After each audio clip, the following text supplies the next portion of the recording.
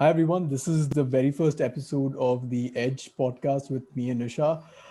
With us, we have Bhagyashree with us, who is a remote consultant. Let me give you a quick intro around the table. Let me go around the table once. Let me first introduce our guest tonight, Bhagyashree Pancholy, who's the founder of All Remotely.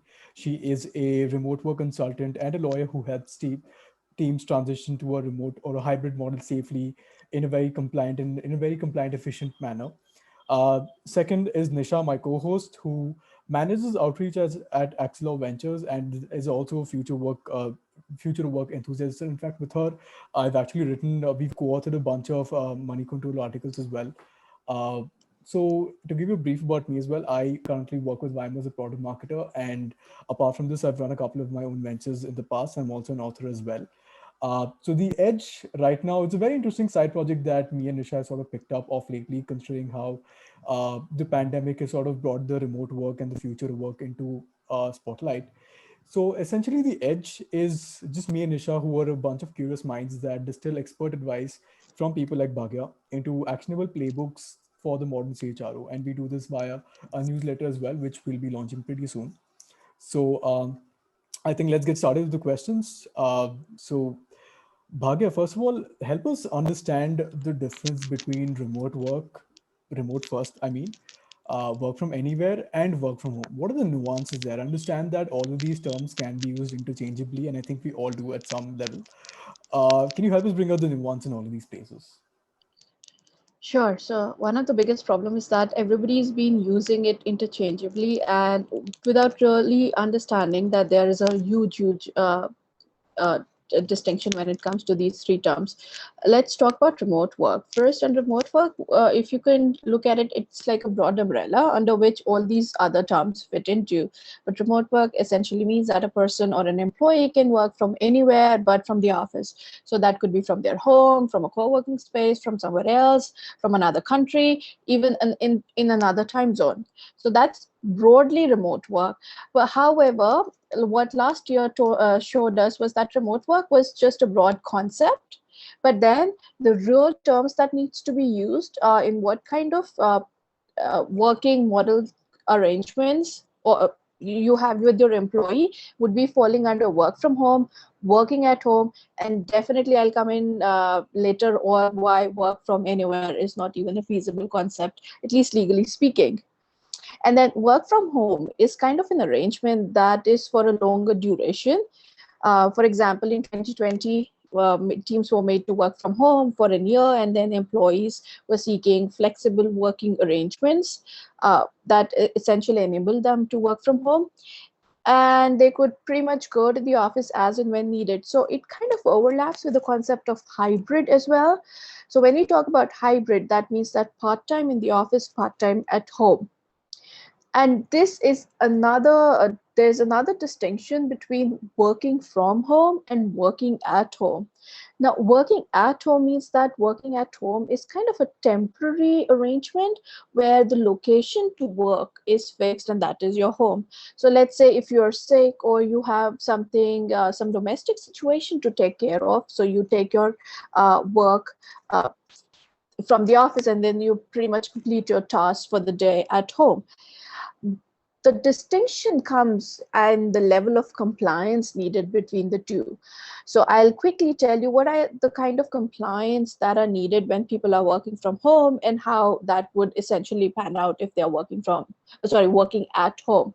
So when you work from home, you need to do a lot of payroll compliance. There needs to be tax compliance. There needs to be ergonomic and workplace assessments.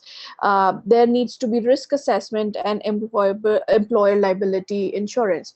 What this essentially means is that when people say working from home, that essentially means that they're going to be working from the same tax and legal jurisdiction, but the location of work will not be office. It could be home, it could be a co-working space, it could be a park, a bench, a beach, whatever, but the same jurisdiction. Working at home essentially means that it's a fixed location, which is your home. And this, I think, is something that all CHROs need to be aware of, because there are a lot of legal consequences if you have employment contracts using these terms interchangeably. So basically, going through all that Bangalore traffic was pointless because we could have literally worked from anywhere all this while without really Again, doing. no, this is important. I'll quickly tell you why Yeah. work from anywhere is not even a concept. Work from anywhere literally translates into you can work from anywhere. You can work from the US or London or Bali or even Mars. But the roller coaster of remote work comes to a halt by your tax and legal compliance. So essentially, an employee can't be working from other legal and tax jurisdictions without proper compliance. So let's say if an employee was granted, let's say, the permission to work from anywhere, and then they end up working from, let's say, Bali, because that's like I think a favorite destination for everybody to work Yes, from. of course. And then what the CHRO needs to do is that they need to do proper compliance. They need to reach out to a PO or an EOR company. They need to ask them to put that person on local entities payroll and comply with the local labor laws. And compliance is a very, very expensive affair. A lot of companies will also not be able to do it because sometimes these companies would be sponsoring visas for their employees, or there could be certain other employment status. Maybe somebody would be waiting for their permanent residence. Somebody would have applied for citizenship. So there are like all sorts of visas that people are on, and that is the reason why those people can't be working from another jurisdiction. And this is pretty much the reason why work from anywhere is not a legally acceptable or a possible concept. It's just a concept like fairy tales and gremlins and tooth fairies, but pretty much that's it. There's nothing beyond that. Very interesting. Very interesting. Nisha, do you have anything to add to this? I think what is interesting to notice then, Bhagya, is what essentially the pandemic did was we couldn't really move to another geography. I mean, obviously, right? We were in the same geography, but earlier when people used to talk about being remote, it wasn't necessary to be in the same geography as your employer, right? Because at least for gig workers in India, you would be probably on the rolls of any company, say in the US or anywhere else in the globe. So what would the implication of that really be? Is that also work from anywhere, or is that remote? Like how will that be classified going forward? And what's the implication on the employer and employee in such a situation? So I would say gig working as a concept is again more targeted towards people who are freelancers or independent contractors as opposed to employees, because an employee who's full-time employed for a long-term position with any company, they wouldn't allow them to work from any other jurisdiction, be it even in the same state. So the jurisdictions do change even in the same state depending in which country you are. In India, it doesn't, because we pay our taxes to the central government. We don't pay it to the state. But the corporations pay their taxes to the city where they are incorporated, and when you actually file for your incorporation, it is said that you have to pay taxes in one location. Now, a lot of people think of compliance only targeted towards the employee, but there's a lot of compliance that even companies need to do for themselves. So let's say if a company announces that we're going to allow our employees to work pretty much from anywhere, and as long as they work from any office that has any office that has kind of a regional entity in a different country. And this is what one company decided to do, and it made headlines a couple of weeks back. What essentially would happen is that when employees are constantly moving across regional entities, be it in Europe or be it in North America or even intercontinental regional entities, the movement would be flagged by external auditors. So there's a lot of compliance that corporates themselves need to do, and then they have to do the same kind of compliance for their employees. This essentially means that for CHROs, it would be immense work understanding which employee is going to work from where and for what amount of time, and then where would they go. So, creating a map of where people are going to be and what they're going to be doing. And then, of course, asking PEOs and EORs to take people on those local payrolls in whichever country they decide to work in. It's going to be more than more than about investing a lot of money in it, the question would be keeping a track of where and how people are working.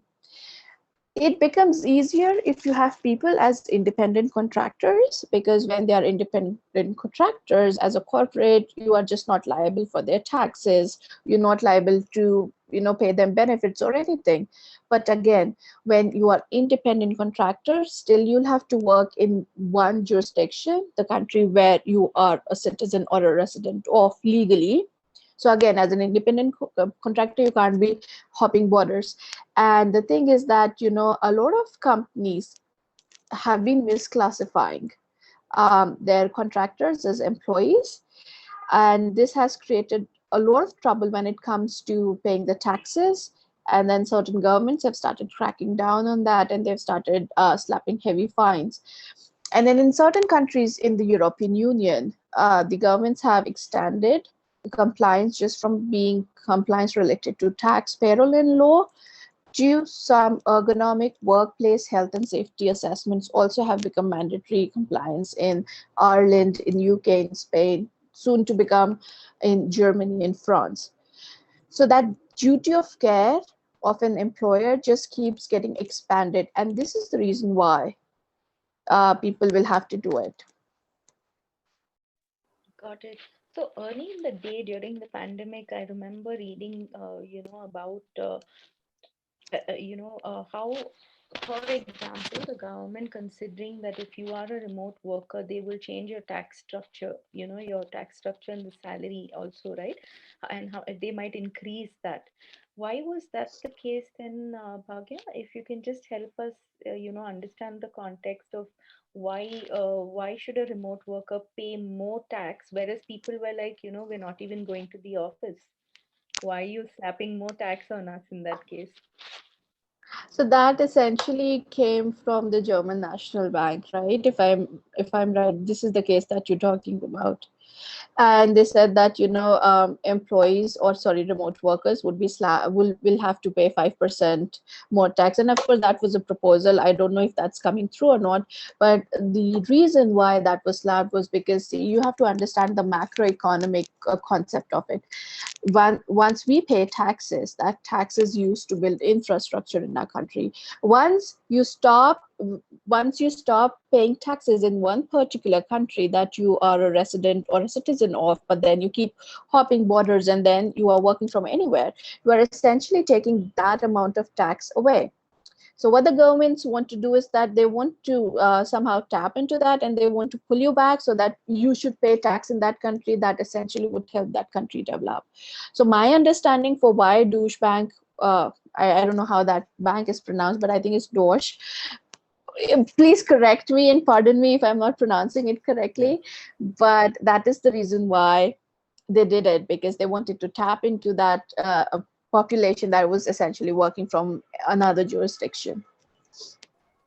Yeah, On that I front, need to delete that. right. On that front, there's a very interesting tax structure similar that Nisha and I also sort of observed very recently. Was that I think it's from this year effective in India itself that your base pay is actually going to get reduced a lot more, and all of those proceedings are Hmm. actually going to go to your PPFs and your savings and all of those things. In a remote work scenario, and given that the appraisal season and all of this is coming up, considering that every company sort of masquerading around the idea that look, we're going to try and give you the base level pay that probably your counterparts in the US are getting, or your counterparts in other geographies are getting. How fair do you Yeah. think such tax, the repercussions of such tax structures really make sense to like an average person, working an average job, or how does it actually cascade also across the ladder? If you could help us understand that. Sure. So yes, a lot of companies do say that we're going to be paying New York or San Francisco-based salaries to all of our employees, irrespective of where you live. Now, there are two. It's again something, like what Nisha and I were discussing earlier. The fine print is missing. Now, are those companies employing people as employees or independent contractors? Of course, if they are if they are employing them, or sorry, if they are, yeah, exactly, that's the word, employing them as independent contractors, then perhaps they can afford to do that because they won't be paying any benefit or perks. So it is only human to pay more than the localized salary, because you want those contractors also to have healthy life and have insurance plans and pension plans and stuff like that. But for employees, now again, a lot of Scandinavian countries have capped by government, by law, they have capped salaries and remuneration. So let's say if you were a digital marketer and they've capped your salary at, let's say, 40,000 euros in a year, it doesn't really matter that if your company is giving you New York salaries, which could be $80,000 in a year, but the government won't allow them to pay you that much, because they've capped it by law.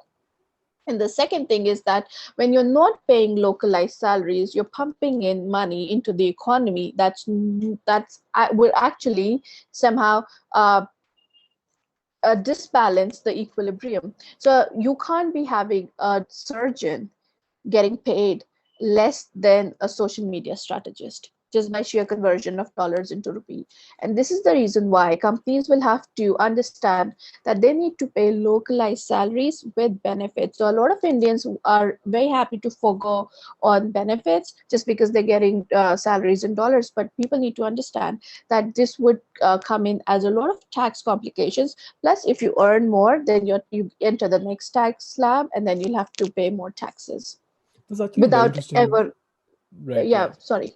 No, yeah, so that was a pretty interesting point that you made, in the sense that employees and both employees really need to focus on the benefits aspect as well of the entire pay package. Now, here's the thing, right? A couple of companies really went out of their way to help their employees transition very smoothly to remote work. Some of them offered concierge desks for COVID help. Some of them offered a remote setup, like a proper desk, a proper computer, and all of these things. A lot of them really offered the smaller things like internet, packages and stuff like that. Where do you think is the line in the sand with what benefits would just be right for somebody to really be happy with what they're getting, the kind of compensation, Hmm. I think it would definitely both to go the for the basic employer and to benefits. the both to the employer and the employee as well from that perspective. I think let's just first take the employer side. The employers need to ensure that any person working from home needs to be in a safe environment. So definitely workstations, ergonomically fit furniture, hardware, and of course, a lot of companies they realized very late that they need to provide company sponsored hardware for people to work. Otherwise, it was like bring your own device sort of a situation, which was not only kind of a challenge for cybersecurity, but was also kind of a taxation challenge, because companies, what they did was that, okay, we're going, instead of sending you a computer, let's just pay you more for this month's salary, and you just buy your own stuff. And employees were very happy to take it. But what happened in the end? One, the employee was taxed on that extra part of money that came along with salary. Two, a lot of people did not even buy the decent piece of furniture or a decent piece of hardware. uh, and then the people just kept buying these fancy bar stools or something or the else, and that money was just down the drain. So the employee needs Right. to understand that they now have an extended sense of duty of care towards employees, especially now that they're working from home. They will have to invest more and more in order to keep them productive and safe. The employee needs to understand that I need to have my basic benefits. I need to have now, because they will be working from home, so their traveling allowances would be chopped off. They'll need to understand that why my traveling allowance is being chopped off. But then on the other side, to compensate for that, uh, I think companies should start paying them part of their utilities. So what everybody was doing was that they were working on with the internet and electricity and everything, and they were paying the bills at home from their own pocket. But now the company should pitch in the part. So there needs to be some sort of formula that how they can calculate how much to pitch in for the utilities bill. But they should, because that's only natural, because the employee will spend that much amount of energy or internet working for the company. I think what I haven't seen is this becoming standardized, right? Because each company has its own kind of mechanism. And the other interesting thing that I noticed was that, I mean, all because this was pandemic induced work from home, let's say, we still haven't really gotten into the real remote or the real work from anywhere. None of these laws, or even from a company perspective, I haven't seen either the pay structure change or anything really change, right? It's just that the location of work has changed, and for pretty much everybody, it has been home. In the same town, if at all people have gone out, it has been because they probably wanted a change of scene, so people just probably went to Goa, I mean, or or some other place. Many of them even went to their hometowns. So that brings me to this point, that now a lot of companies are saying that we will allow people to work from their hometowns as well. And sometimes the hometown, like we know, is not in the same state, of course, is not the same city. So, what happens in that case? You're saying that even the tax structure for that within India can change? If I'm working for a company, I'm working for a company that's headquartered in Bangalore, but say I'm working from Udaipur, and my company says that, okay, you work from Udaipur for 6 months, you come to Bangalore for 6 months, you can work from both places, and we're okay with that. So how would the tax structure, and what would it mean for that company from a compliance point of view also going forward? Because I think April May will be, no, March April will be the time when companies will have to relook their own compliance in case they're going even hybrid, or they're going fully remote, right? What would the uh, I don't know if we can call it fine print, but what should companies or CHROs have in mind for the next phase of real remote work? Yeah, so the companies need to definitely worry about their corporate tax. This was essentially why a lot of these bigger corporations in India asked people to come back to the same state or even to the same city to work, and they were allowing them to work from home.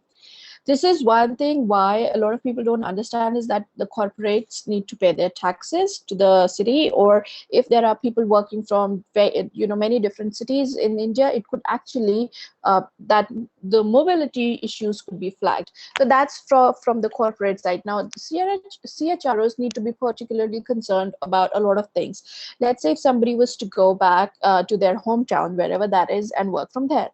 Now, CHROs will have to do some kind of ergonomic and risk assessments, because if anything was to happen to that employee, even though they were working from home, but during their office hours, if they were supposed to break their back, or if they were to slip and fall, and any kind of injury was to take place, that would still be taken as a workplace injury. Now, CHROs will have to be super, super careful to get to understand that the employees who are working from home, and wherever that home is, that they have the right piece of furniture, they have right piece of hardware.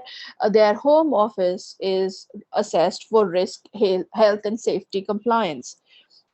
They also need to understand that sometimes what happens is, like, if somebody is working from Bangalore, the salaries are obviously higher, and let's say if somebody goes back to their native place, which could be a village, paying the same amount of salary doesn't make sense. This is kind of a query that I receive on a daily basis, that now that our people have gone back to working from home, and they are working from villages or smaller tier 2, tier 3 cities, should we be paying the same salary? There's absolutely no right and wrong answer. It is up to the CHRO to understand the financial aspect and what the employee needs.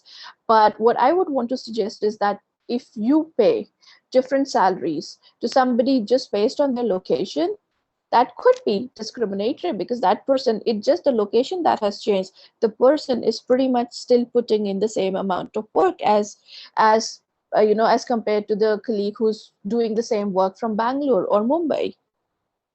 So this could be a cause for discrimination. This could be a cause for some sort of lawsuits that employees could file, or this could also be a soft spot where your team would start to wither away, just because lack of motivation, lack of care from this could actually be translated as lack of care by the employee.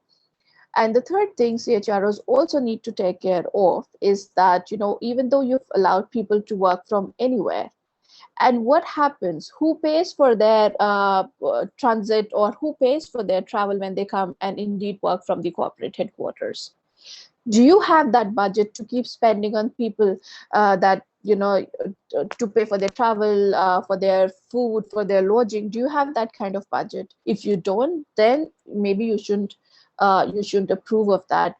The best possible scenario for CHROs would be to allow people to work from home but remain in the same tax and legal jurisdiction, because compliance is easier, because they can take care of them better, because if something was to happen and if they were to come to the office, it would be easy. And even infrastructurally, right? So we know that large cities have better broadband, they have better connectivity, and if somebody was to work from Goa, or even a lot of people work from the Himalayas, they go to Uttaranchal and Himachal and all, broadband could be an issue, and then what would happen? Everything would translate into project delays.